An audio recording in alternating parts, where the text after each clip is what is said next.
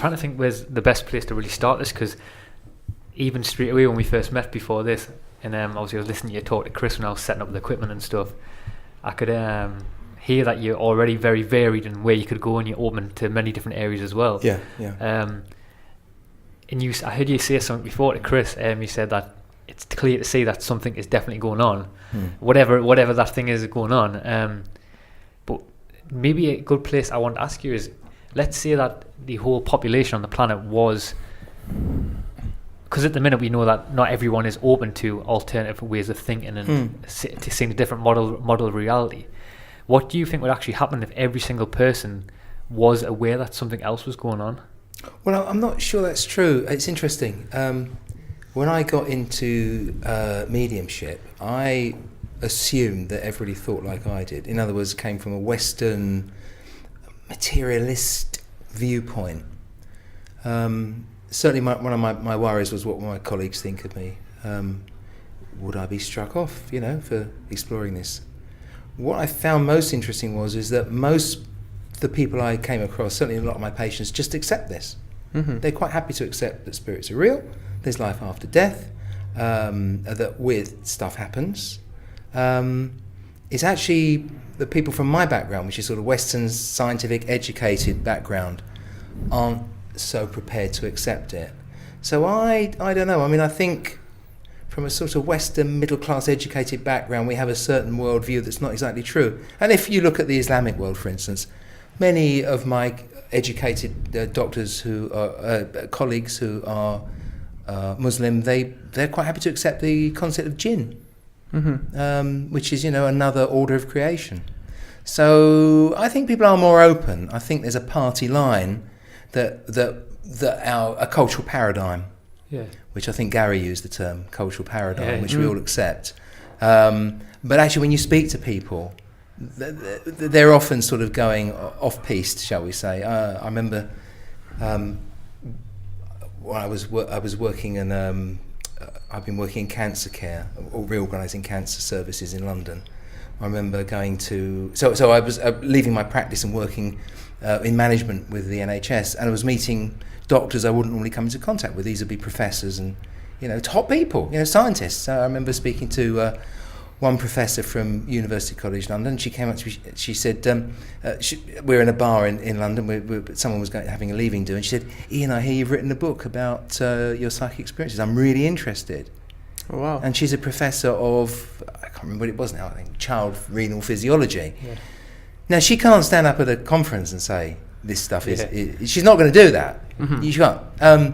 So my feeling is that someone needs to blow the whistle. Gary talked about a whistleblower of the cultural paradigm. I think, that's what I am. I like that. Yeah, because I've had these experiences, and I really have always been happy to talk about them. Because to me, it's wonderful. I mean, it's a bit like you're in the Matrix, and the world is the Matrix is the world that's been pulled over. You took the red pill. Yeah. Well, yeah. Well, so what happened to me? I mean, I've had quite a few experiences, but I suppose the seminal experience was when I was 19, and I witnessed what spiritualists call transfiguration. So I was it's my first year at medical school, so this was summer 1974. In those days, they just finished landing on the moon, And if you were a boy, you were at medical school, in those days, you were into science, you were into astronautics, and it was wonderful. It was a great time to be young. And it was science.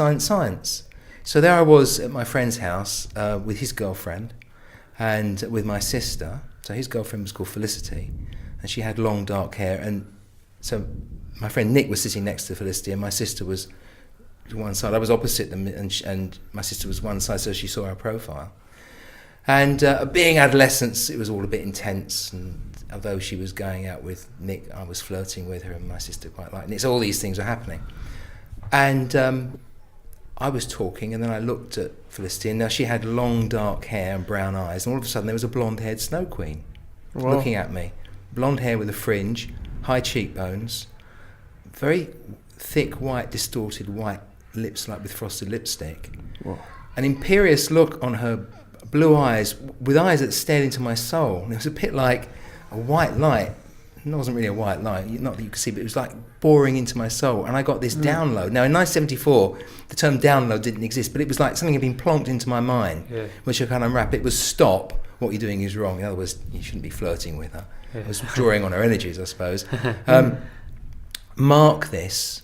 Know there's more to life than meets the eye. And one day you'll understand. And it was as if I was watching a play that I believed was real.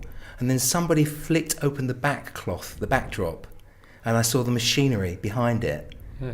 You think, bloody hell, what was that? And at that precise instant, my sister started screaming at the top of her voice. I mean, she was only 15. She was terrified. My God, can you see those lips? And I turned around and say, "What? You've seen it too?" I looked back, and Felicity was completely normal. Yeah. Mm-hmm. But we both saw the same thing. Well, sorry to jump in, but just before I forget, why do you think we actually get moments of that in our lives? Because, I mean, I've had that quite a bit in my life where, I mean, it might not be to that extent. It could be just like a lucid dream. I mean, it could be a dream that we've explained before. I had a dream last night, and just little moments I get in my life. Why do you think we actually... Is it to give us a push, or I don't know? Well, I don't know. Yeah. I've got some ideas. I mean, in this case, I didn't know what it meant for years. It was like 30 years until I started getting more stuff coming through. And now I do know what it meant. And yes, it was linked. So my working hypothesis for what it is that reality isn't what we think. We are not who we think we are. Space is not what we think it is, and time is not what we think it is. Now, if a doctor has a patient who doesn't know who they are, doesn't know where they are, doesn't know when they are, I say they're confused. So I think the whole of humanity is confused. I actually think that probably everything exists at once. There's no such thing as time, it's a matter of perspective. And that we have a network of links.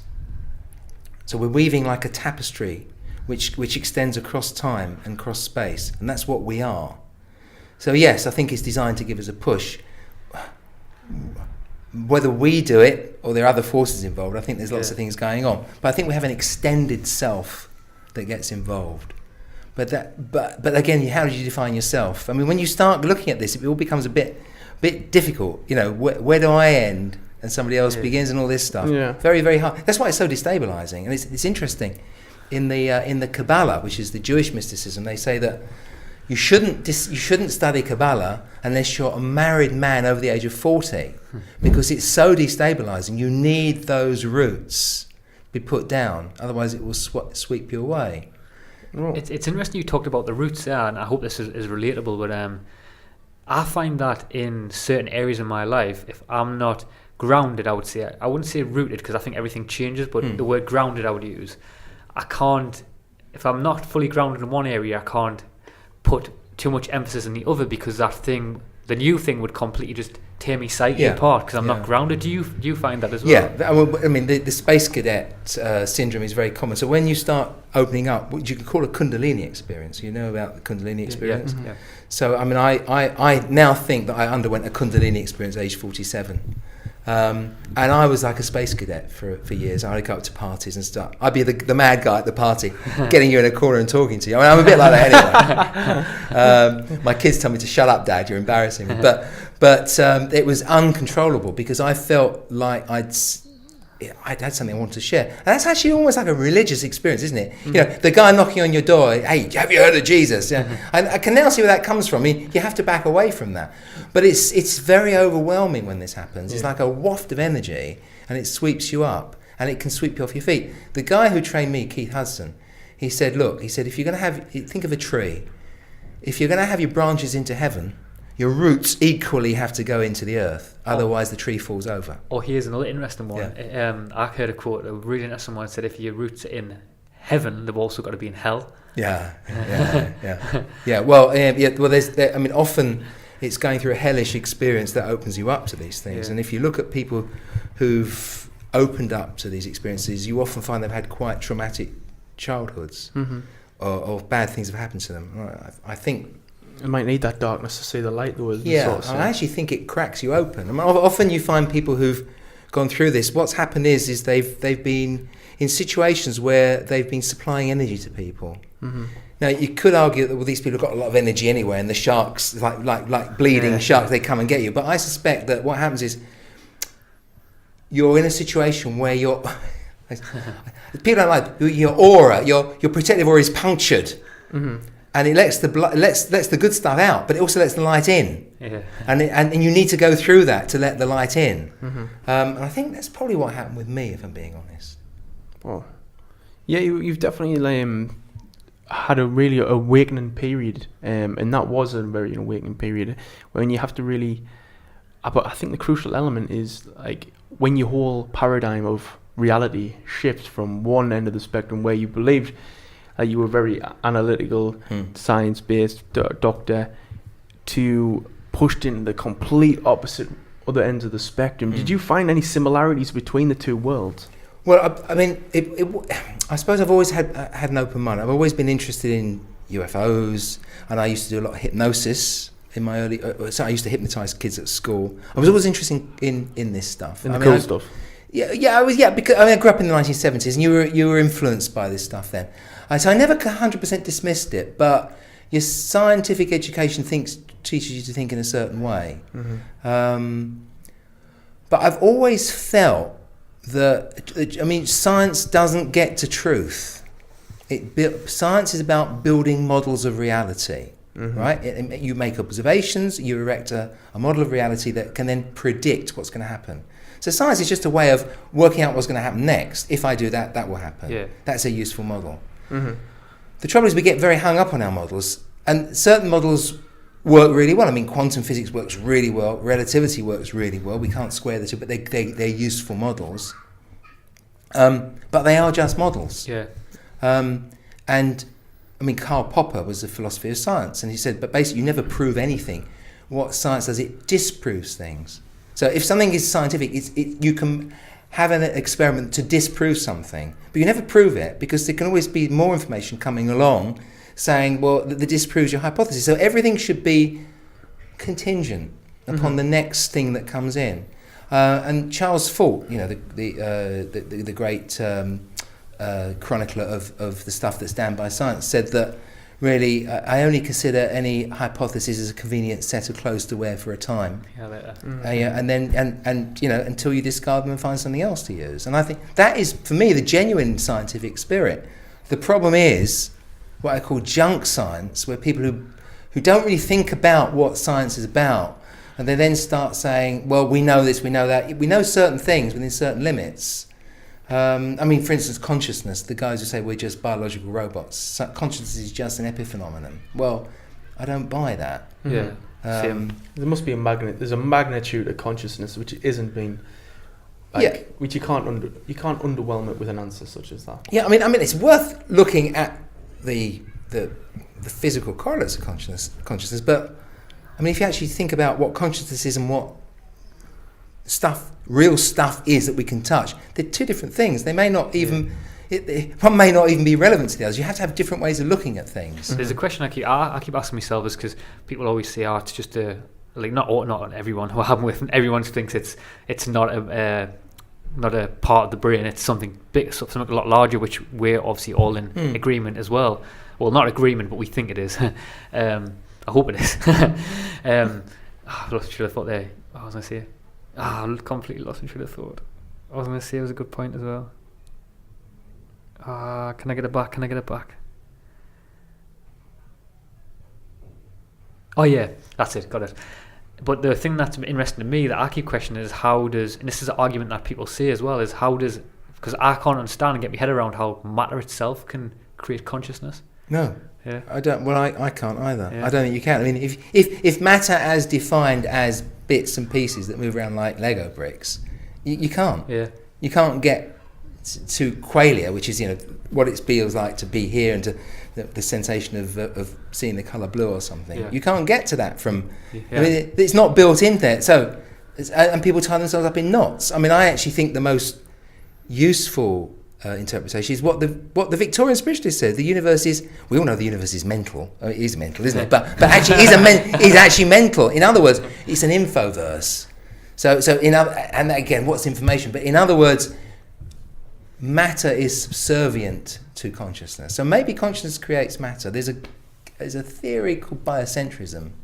And really interesting that as well. Which is the guy said, this guy, I can't remember his name now. Is it Robert Lanza? Robert Lanza, yeah. Yeah, and he says that that organisms wear space and time like a turtle wears its shell. And I'm coming to the conclusion of that I think that I wonder if we, like living beings, are points of view of a universal consciousness that's exploring itself. Like an evolving, that's what he says, doesn't he? Like an evolving consciousness. Well, yeah, I mean, if there's such a thing as time, can anything actually evolve? I mean, that's another thing. But that's a good point as well. But maybe what we are, we're like CCTVs of universal consciousness. Yeah. So maybe creation, for what it is like a carpet, and seen from the whole, you see the whole carpet.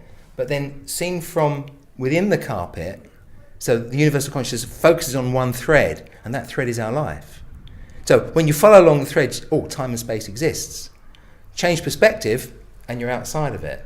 So so maybe death is just a change of perspective. Oh, that's a really good point, actually. Which is, so yeah. I mean, I think a lot of it is all about perspective, actually. That's what I'm coming to the conclusion. Do you think that death is? I mean, it's a big question. It's $1 million question. But do you think death is just like sort of a transition into another reality? Or this is the big question. I mean, as a doctor, I mean, listen. I find it as fearful as anybody else. The question is death a door you step through, or is it a wall you smash into? Yeah. And I don't know. I mean, I don't believe in anything. I mean, I don't. Let me say that. I do believe that the paranormal phenomena are real because I've seen it. Yeah. So I do believe that. Yeah. I mean, I say I know that.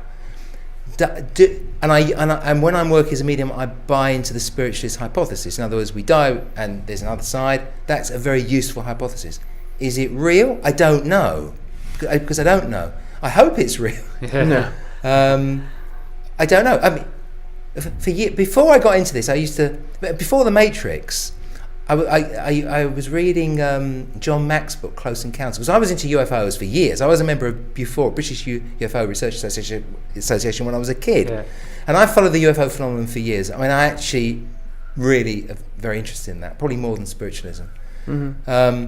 I remember reading about these contactees, and it occurs to me, these grey aliens, supposing, this was pre-Matrix, supposing we're on a giant spaceship, the Earth's been destroyed, we're all in deep hypersleep, and in order to keep us there, they're playing the world, we're in the Matrix, just to keep us going. And every so often, we wake up to see our android robot attendees, these grey aliens, looking after us. Yeah. How would we make sense of that? I mean, I don't, that's just... we've explored that many times. Yeah, I mean, who knows? I mean, there's so many. I mean, and when people who aren't into this playing with ideas here, they think, well, these guys are loopy. Yeah. But I mean, how do we know anything? It's very, very interesting. The problem is when you get into this field, it does loosen you up so much. Yeah. And then people say, well, your mind's so open, your brain's going to fall out. So you have to be careful. I like playing with ideas, but you have to. But you have to have a framework within which to work or operate. So I like science. I mean, I love technology. I think it's going to be great. I work within the spiritualist framework because that's what I've been drawn to. I mean, it found me. I ended up being given messages from a patient. I ended up being led to a spiritualist church. I ended up sitting in a spiritualist development circle, and that's interesting because in my background, which was a working class family in Tottenham, there was quite a lot of spiritualists around in those days. So it's almost like that's my home, that's my roots, that's where I come from, and from that base, I can then explore the other stuff. Yeah. Go ahead. But I don't necessarily buy into it. Yeah. I love that. Yeah. You've certainly addressed so many different major questions in life, such as like, what is the nature of consciousness? What is currently on your mind now? What's the question that's on your mind now? Or are these just continuous questions that are formulating new answers over time? No, the big thing is consciousness. The big thing. What is the nature? I mean, I'm not very good at meditating. I'd love to be one of these guys who goes to meditate and you go into these deep Zen states. I find that really hard. I'm interested. I suppose I'm always to the philosophy side, which in spiritualism, the philosophy means the ideas behind spiritualism. I'm interested in these ideas. There's a lot of research now going on into consciousness studies. It used to be something you couldn't talk about in science. I'm hoping that there'll be some breakthroughs. And I think the materialistic scientists need to work on it, because they may be right. I don't think they are right. But I mean, you need to pursue all avenues and see when you come up against a brick wall and then make a move. I mean, and I think there's a dynamic tension between these ideas. So you've got Sheldrake, you've got the materialists and people like that. And if you can have an open, honest debate, you'll have this tension, dynamic tension, that leads you up new pathways. It may well be that we're not able to understand it. We may just be too thick to understand it. Yeah, I mean, you may be in the position of ants on the floor, looking with a stained glass window with light falling through it, and the patterns on the floor, and they're out saying, "What is this? What is this?" They can't actually look up to see the stained glass window. It's beyond their comprehension. We may be at that level. I don't know. Yeah, we actually, and we're blinded in a way as such. Like we are fascinated on the floor with the pattern on the floor. That is currently us stuck in this reality basis. Yeah. We're not looking above and beyond at the big stained glass window that's penetrating all this light, the image onto the floor. I mean, the question is, how can we stop getting distracted by so much of this reality to look at that stained glass window? Well, in my case, it sort of the light broke through. So, I mean, there I was working as an ordinary doctor in a busy practice for, it's in 2003, and I'd been there since 1984. And then a patient came into my room and started giving me messages from my dead grandfather about a very difficult family situation, which was dead accurate. And then that opened my mind to the possibilities. And then one thing led to another. In very rapid succession, I had a series of startling coincidences, synchronicities, which led me to sitting in a development circle for trainee mediums. Just as a laugh, really. Yeah. I got along with this, and then it was fine. I started to occasionally give halfway decent messages to the people in the group, and that was great. And then the fun started when it started to break through into my professional life. So when I started, almost against my will, started giving messages to my patients that they could take, then word got round that I'm doing this, and then life really took off. Because I was worried for my professional life. Yeah, really. I was just about to see that. Can I just? Go ahead. I was just going to ask you. Do you think everybody's ready to hear the message? No. Because I was going to say a lot of people be like hammering to find an answer, find some sort of question, but the message that you will be receiving could be something completely separate. Well, these messages were not like a general message about. These were specific to people's lives. So. I remember one happened. This lady came into my room, Lucy. It was on the 6th of December 2003, and 2004. Got very new into this mediumship, and she was crying. She was 66 years old, happy, lively lady. I'd known her for many years, and she was bereft. She couldn't stop crying. She said, "You've got to help me, doctor." So I couldn't work out what was wrong with her, and I gave her a prescription for antidepressants because she said, "You've got to help me, doctor," and I didn't know what to do. And as I took the prescription out of my printer, I felt someone bang the back of my head, and I heard a voice saying, "Ask her about her father." And with that, I saw the misty outline of a man over her left shoulder who I could describe. Whoa. So I said, "Lucy, tell me about your dad." And she stopped crying. She looked at me very intently and said, "He was killed on the 8th of December 38 years ago." So this was the 6th of December. So it's an anniversary time. "Do you think that's why I'm depressed, doctor?" And I said, "Well, did he look like?" And describe the man I could see over her left shoulder. She said, "Yeah." "How do you know that?" I said, "I think I can see him over your left shoulder." And she grabbed my arm and said, "Thank you, you don't know what this means to me." And the story goes that her father was killed by the IRA. He was speaking out against what they were doing. And she'd always felt his presence around her. But because they were a Catholic family, that she couldn't talk about it. Wow. And I was the first person to mention it. And of course, she then realised it was 38 years, coming up to the 38th anniversary that he died. So she now knew why she was depressed. The minute she knew it, she could handle it. Yeah. So she said, "Oh, thank you. Now I know why I'm depressed. I don't need your pills. Thank you." She said, "I don't need your silly pills," she said. And she left my room. And she then promptly spoke to my receptionist, Carol. My jaw was on the floor. I thought my career was over. You can't say these things to patients. And then 4 weeks later, she comes back to see me. And I said, "What's wrong, Lucy?" She said, "Nothing." So I said, "Well, why are you here?" She said, "I've come to tell you a story." So 2 weeks after I saw you, Doctor, I was at my Irish social club, and there's this creepy geezer who's got the second sight. He was tugging at my coattails, saying, Lucy, I've got a message for you. Come into this room and I'll give you a message. She said, well, I'm not coming into any room with you. You've got a message, you tell me here and now. Yeah. He said, do you know there's a fellow over your left shoulder? I think he's your father. And she said, of course I do. My doctor told me that 2 weeks ago. And he looked shocked. She said, that sure took the wind out of his sails. So that confirmed what you were saying. What I was saying. She came back to let me know. That was a beautiful story. Now that turned her life. In fact, when I gave this talk in Enfield, where I practice, she came to the talk with her son. And her son shook my hand and said, you don't know what this meant to Mum. It completely changed her. Wow, so these things are very powerful.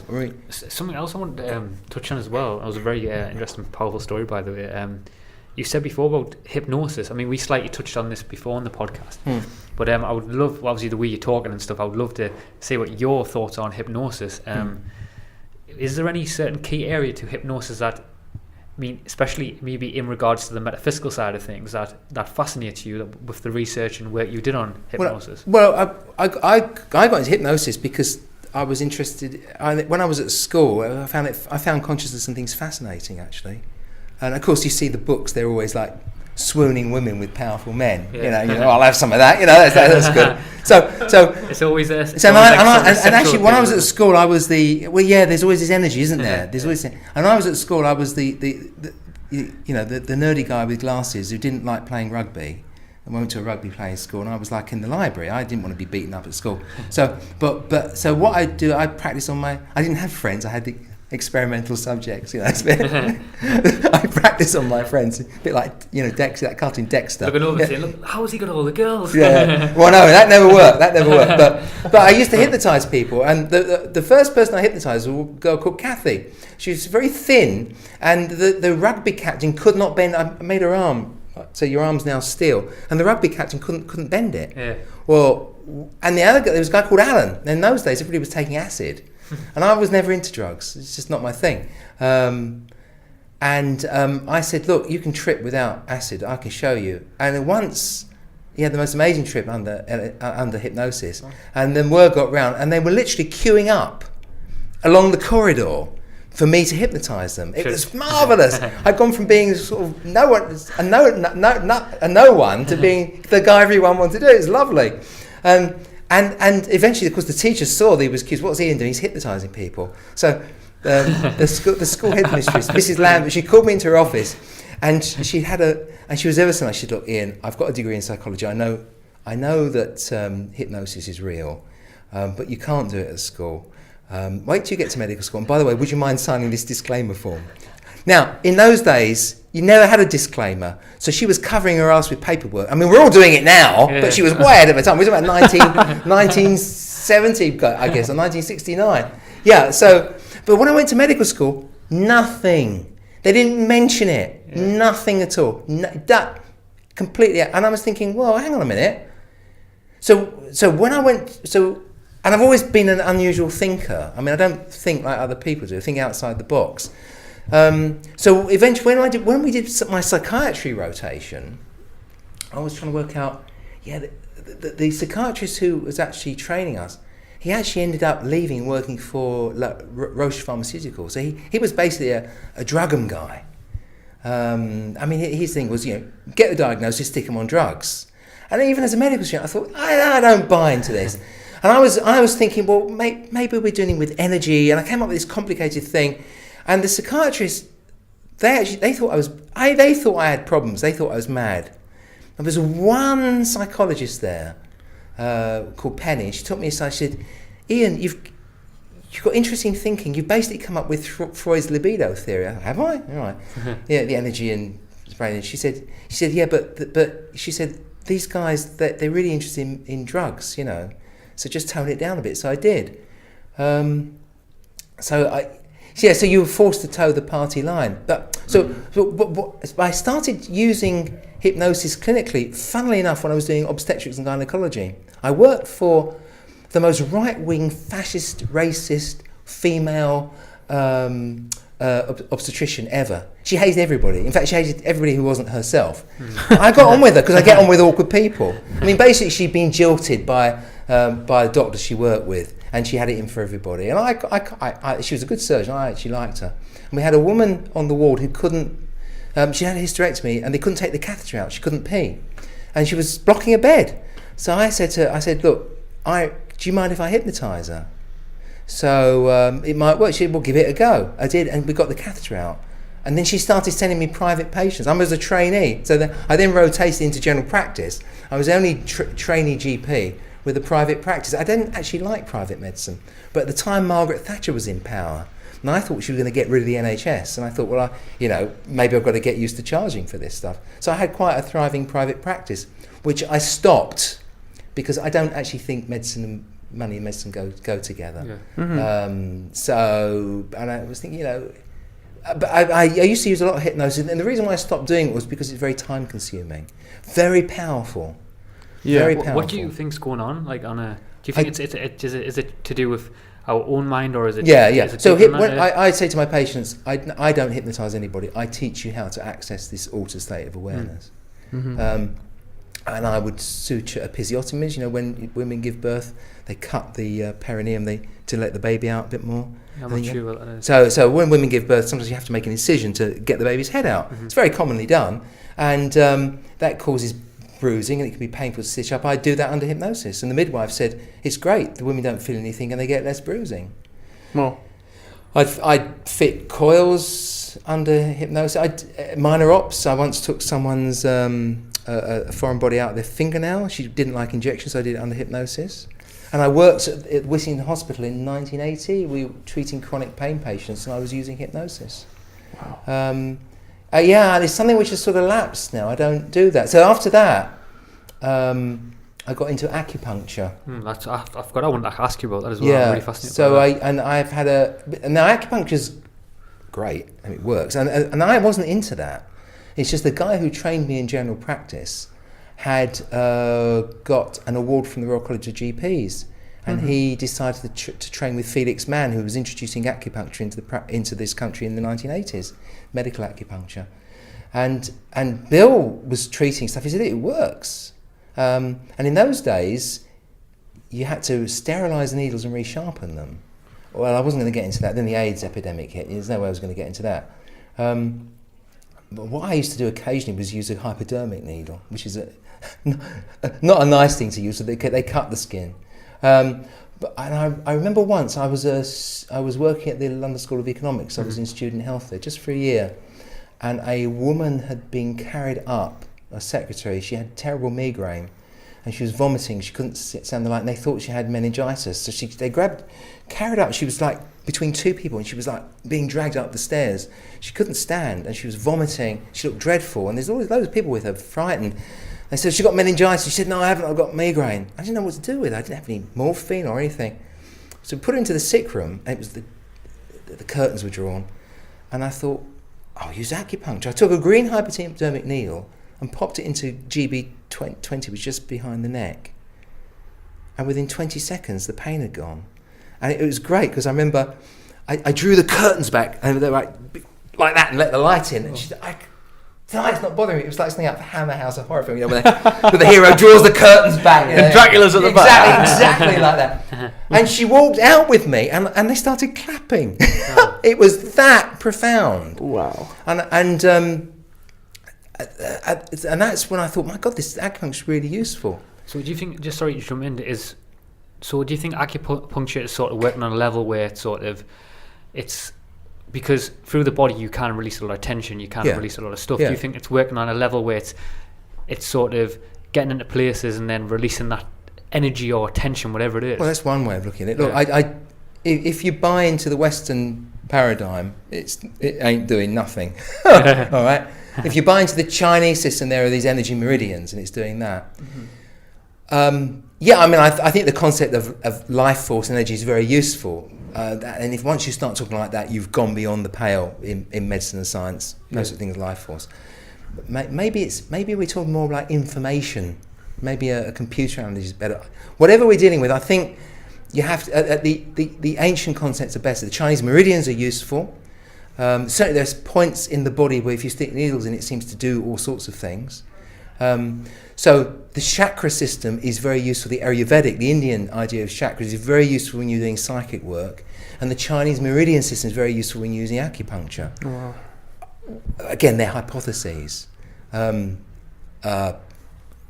Maybe we're talking about different frequencies, different levels. Maybe we're talking about different bodies. Spiritualists talk about the physical body, the etheric body, the astral body.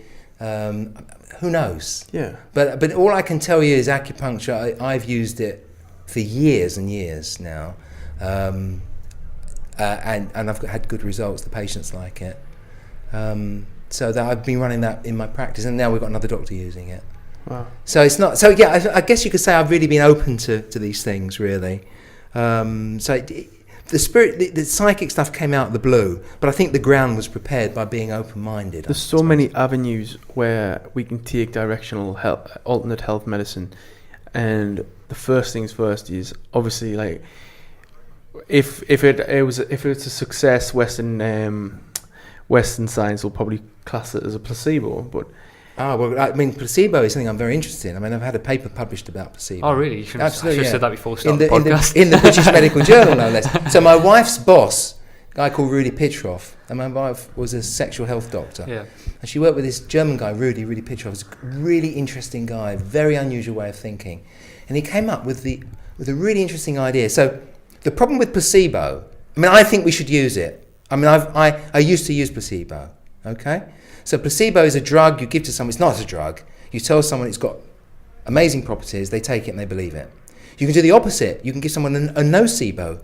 I'm going to give you this, it's poisonous, right? And they can have side effects. So how you sell it is very important. Mm-hmm. So what Rudy came up with the idea, he was saying, look, if it's not ethical to give people a placebo because you're lying, but we know there is a placebo effect. So supposing you have a trial where you're trialing a drug and there's the placebo. 30% of people respond to the placebo. 45% of people respond positively to the drug. So we say the drug is better than the placebo, and that's the true effect, okay? But he was saying, but you can honestly say that 30% of people respond to the placebo. Mm-hmm. So if you know what the placebo was, you could then say, we give you this particular placebo. It was used in this trial because 30% of people responded to it. Yeah. You're then using a placebo ethically. So we got that published. It's quite an interesting idea. But actually, it turns out you can give people. I say, take this. There's nothing in it. It's a placebo, but it'll make you better. Yeah. And people will still buy it. There's a I think a psychologist called Irving Gersh who showed you can give people placebo, and they will still respond to it. It's how you sell it. And the guy who taught me acupuncture was a very lovely, soft, gentle, tweedy, Mancunian guy who come up to people with his shaky arm, with his knee, saying, I don't suppose you want me to give you some acupuncture, do you? And the patient would back away, right? Because, you see this guy coming in with, you don't want him sticking that in you. Whereas you say, look, I've got these needles, it's really going to help. And they say, yeah, I'll have some of that. So it's how you sell it. Mm-hmm. And one of the problems with medicine is we're becoming so we're all worried about disclaimers and legal stuff that we have to tell everybody all the horrendous side effects from everything. Sometimes you generate the side effects that they wouldn't have had anyway by telling them. Yeah, but it's difficult because you have to be ethically, it's hard to know where to draw the line. Here's an interesting question I want to ask you, actually, with what you just said there. I mean, we'll probably have to wrap it up after this as well because we're short of time. But one interesting question I'd love to ask you, with you having the background of being like a doctor and things like that, the power of the placebo, because a lot of patients will come to a doctor and say the power of seeing the doctor turns around and says, you've got cancer, and the power of that actually can work as a reverse placebo and actually make the person even worse. Yeah. I mean, what's your general thoughts around that? Well, I think one must strive to be honest, but it's how you sell things, isn't it? It's how you say it. The most important thing in healing is the connection between the therapist and the person, right? And they've looked at this. There are in any form of therapy, apart from the hands-on physical stuff, surgery. I mean, look. If you've got a problem with your car, you want a good technician to change the wheel. It doesn't matter what he's like. On the whole, if you want a really good but brusque surgeon to operate on you, or a really nice, lovey-dovey surgeon who's incompetent. You go for the brusque surgeon because that's a physical thing. He's a tech, and you want that doing. But it's much less black and white than that. Having confidence in a therapeutic relationship, there has to be a give and take. And the problem with modern medicine is it's becoming mechanised and rigid. Everything has to be done to a formula. So when I'm in my consultation now, when you come into my room with your agenda, which you hope the doctor's listening to, before you're even in that room, my computer's saying, ask about this, check that, put them on this, do that. My agenda's longer than the patient's agenda. Yeah. And I don't think that's right. Yeah, I don't. Right? Because you haven't got a lot of time and you want to make space for the person. That's what we're fighting against. That's what I'm fighting against. Yeah. Yeah. Perfect. Dr. Ian, thank you. Yeah. So much for your time, sir. Yeah, you're welcome. So nice much. to speak with you. We'll have to definitely do this again so much, by the way. Oh, yeah. Oh, cheers. So cool. Really loved it. Really good.